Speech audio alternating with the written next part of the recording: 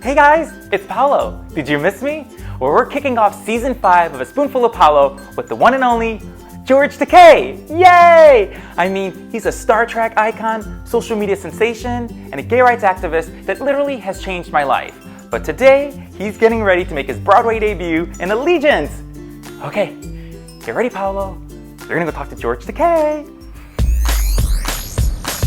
His life was changed and made new when an angel made his dream come true. And now he brings his dream to you. In a Spoonful Paolo. Are you ready?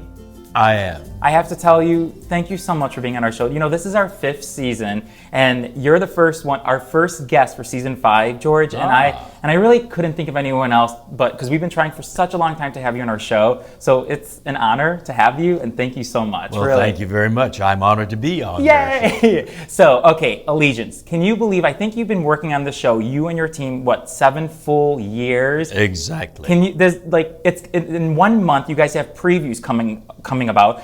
What does that feel like for you inside? Well, I just spent the whole day rehearsing, and I can't tell you how thrilled I am to see it come to life, so vibrantly to life. You know, we did it in San Diego. That was 3 years ago, and it's gone through a lot of transmogrifications. Yeah. And we're still getting changes every day, but to see it on stage, people on their feet, gifted, enormously talented people, and to see the story come so powerfully, so poignantly, so thrillingly to life is, for me, a very, very fulfilling experience. You say story. Let's talk about the story, because this story, it's really based on a period in your life where you and your family were sent to a Japanese internment camp. No, not Japanese. Oh, okay. American. Right. Japanese internment camps were run by the Japanese nation. Right. We're Americans, born here in this country. We were Californians. Yeah. And yet, because we looked like the people that bombed Pearl Harbor, this whole nation was swept up in hysteria. And politicians, you know, Yahoo politicians, not unlike the ones we have right now, said they look suspicious. Japanese are inscrutable. You don't know what they're thinking. And those are the exact words of the Attorney General of California at that time. You know, he's a lawyer. He knows the Constitution. He knew the law. And he made the statement, we have no reports of sabotage, spying, or fifth column activity by Japanese Americans. And that is ominous because they're inscrutable. You don't know what they're planning, so we better lock them up before they do anything. For this Attorney General, the absence of evidence was the evidence. Because you talk about it so many times, but you remember that day, because I think you were 5 years old when the 2 soldiers marched up to your family's home, and they knocked on the door, and it was you, your brother, your baby sister, right? And your parents. Right. Does that day, it always stays, you can never forget that day, because it was just so heart-wrenching, heartbreaking. It's seared into my memory. I mean, how do you stay so positive? Because you really are one of the nicest guys I've ever met. And for everything you went through, how do you stay so positive with all the discriminations? And just even at the time when you came out being gay, how do you stay like this? Well, because I was a youngster then, you know, my real memories of camp are that of a 5-year-old, 6-year-old, 7-year-old, 8-year-old. I was a child, and I really didn't understand it. But when I became a teenager, I was very curious about my history. And particularly when I'm reading civics books and history books, and I read about the shining ideals of our democracy, you know, I couldn't reconcile that with what I knew to be my childhood. Right. And so I sat down with my father after dinner and had many intense, sometimes very heated discussions. But I learned about our democracy from this man who, in the middle of his life, lost everything that he had built up. And he explained to me our democracy. He said, our democracy is a people's democracy, and it can be as great as a people can be, but it's also as fallible as people are. We're human beings. all fallible, whether we're Americans or Czechoslovaks or Singaporean. We're human beings with fallibility. And he said our democracy is vitally dependent on people who cherish the ideals. All men are created equal, endowed with the inalienable right to life, liberty, and the pursuit of happiness. People who cherish that, to be actively engaged in the process of government. And if you're a political activist, you can't be pessimistic. You've got to be optimistic, knowing that what you're doing is going to prevail. Do you because your father seems like he was so important in your life, and you, by being in Allegiance in the show, can you understand what he must have been feeling during that time? Because I know he wanted probably to take care of the family, your mother.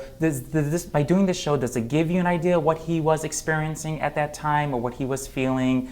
I got an understanding of the internment experience best from my father in those after-dinner conversations.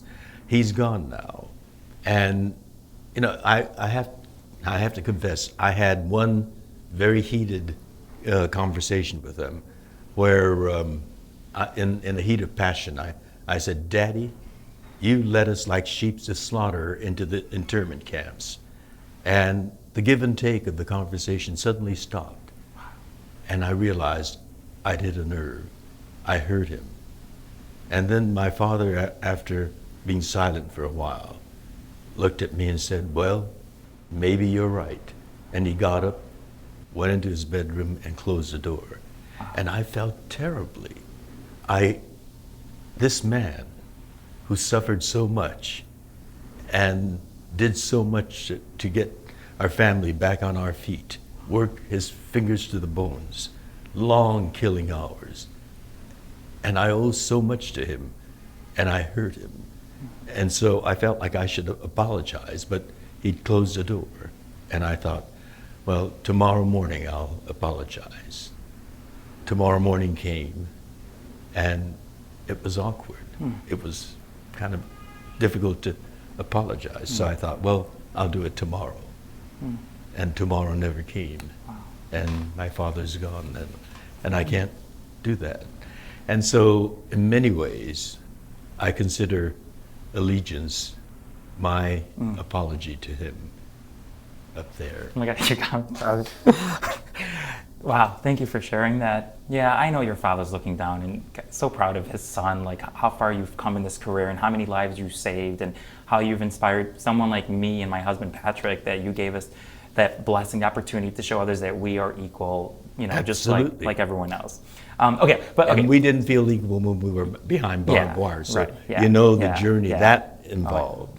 And so because of the internment experience and having been silent on that issue that was closest to me, the fact that I'm gay, during even the AIDS plague, because I wanted my career. I passionately loved my career, and I wanted to protect it. Because I've known actors whose careers were demolished. They were stars, actually. It's just so interesting how times have changed. Now I don't think we make it as a big deal when an actor comes out. But you were one of the first, and you've opened that door for so many others, and it's remarkable. Well, that's what's so important about democracy. Yes. So many people stayed silent on the internment of Japanese Americans. And that's what I was doing with equality for LGBT people. And it was my father's idea that we have to be actively engaged, vocally engaged, physically engaged. And once we made the decision to come out, we weren't just coming out. We were going to involve ourselves. And things happened so rapidly, unimagined rapidity. Massachusetts got equality first, and then California. Actually, in 2005, our legislature passed the marriage equality bill. But that governor that we had then, we won't say his name, Arnold. Oh, I'll say it. Okay, say it. Arnold Schwarzenegger. Okay. He needs to have it made public. I know. I agree. Because when he campaigned, he said, him who vetoed that. Yeah. I'm from Hollywood. So my best friends are gays and lesbians. I've worked with them, And then he turns around and plays to the right wing of his Republican Party and vetoes that bill that was passed by the people's legislature, both houses, Assembly and the Senate. And I was so livid that was what brought me out. One day I'm going to interview Arnold, and I'm going to have a nice chit chat with him on our show. And I sit over here with you. Tell me this, George. When people leave Allegiance, what do you want them to take away from watching this show? What's the one thing when they leave your show? What do you want them to take away with? Well, what we want to do with this story is to focus in on the human experience, the human tragedy, as well as the joy that people were able to find in imprisonment. People fell in love, they got married, they had children. And so we took a family, people that are strong and also loving, able to find joy under those harsh conditions, and yet stand up and fight for what they believe in. And that's a story told in music. When we tell people that this is a musical, they're like, what? How? How? You know, people are aghast, you know. But once they experience it, they are going to they'll cry, but they will also laugh and have their hearts warm. And you have are you singing, you have one song that you're singing in the show? Did you hear that he has one song? Oh yes, with who? Get your ticket. Well, I sing with Leah Salonga. Oh my God, it's huge. Tony Award winning. Yes, Miss Saigon, yes, huge. Superstar. That's huge. Let me ask you this, is any of your castmates from Star Trek going to be there on opening night on November 8th, you think? Well, you know, Leonard Nimoy has always been very supportive. I did Equus in Los Angeles, and there he was to support me. When we did Allegiance in San Diego, he wasn't there for opening night, but he traveled all the way down to San Diego to see the play and was very supportive. Wow. And I was hoping Leonard could be here. Bill has never been supportive of anything that we've done, any of the members of the... I'm looking at the cameras, I'm looking at him right now. Bill... And you know you got his wedding invitation. We sent you a wedding invitation and you made a big fuss about it 2 months after the wedding, just because you wanted some publicity for your... I believe, shame on you, by the way. But let me also tell you, yes, Bill, I sent you an invitation to the opening of Allegiance, and it was recognized, accepted by your assistant. So I know you got it. And we're opening on November the 8th. The invitation still stands. My friend Howard Stern, and your friend too, is coming with his wife Beth to the opening. And add in this, if you're busy, you can always come to the previews because they open on October 6th, I think. That's previews, right. That's okay. right. He has plenty of opportunity. So that's why I just wanted to put it in there. I think your second grade teacher, her name was Mrs. Lewis, I think. Was that your second grade teacher? And I think that was the first show that you were in. And I remember you saying this in one interview, and what I was so fascinated, because you knew at that time that you just love acting. Did you ever dream, when you had that little role, when you were there in second grade, did you ever dream of what you have today? Was that even like a possibility, you know, that second grader? The farthest thing from my imagination. I wasn't that imaginative. But, you know, before Allegiance, I went out into the galaxies. Star Trek. Yeah, hello. So, you know, so many undreamed of things have happened in my life. And you fought for these dreams too. You didn't give up. You kept going and going and going. And that optimism is very important at that. If you think it's not going to happen and you don't put out any effort, it won't happen. Well, that's why I asked you how you stay so positive, because sometimes people complain about this dumbest little thing, you know, with, you know, chores or this that I have to do, but I see someone like you that I look up to, you know, and here you are smiling, looking really cute with the grayish hair. It's for the show. Very trendy. Let me ask you this. Do you feel come opening night that you are going to feel your parents' presence, you know, when you're on that stage? Will you think you will feel them, your mom and your dad? I feel it all the time. You know, about a month ago, we saw the marquee go up. I saw that video, and I saw Brad with the phone recording, and you were taking that in, and you said something. What did you say? You said you felt, what did you say? I wish that my parents could have been there to see that, because Allegiance is really their story. I was too young to experience the interment as an adult. It was their story and their anguish and their strength and their resilience that made me who I am. Yeah. And it's my father's good guidance, you know, as I grew up and became an adult. Yeah. He helped shape who I am. And he did a really good job. I owe so much to them. And when that marquee went up, you know, I was really moved. And I really wished that they could have been still with us so that they can share this moment. And on opening night, I am so grateful that we can pay this tribute to them. In honor of your parents, Patrick and I in our show, we wanted to donate $200 to the Japanese American National Museum, just because I think of my father and how much I love him and my mom, and I hear your story. And I think everyone out there, when you have parents who care so much for you, thank you very much. This is our first episode. I'm getting a little emotional over here because of you. This never happened, but I commend you. I admire you. So yeah, we're giving $200, and it's just. Well, thank you so much. And I'm just so excited for you and the cast for Allegiance. I mean, you're gonna get so many Tony Awards. I'm so excited. And when we come back to New York, I can't wait to see it, really. Oh, come back. Come back. Thank you. Come back in November. Thank you.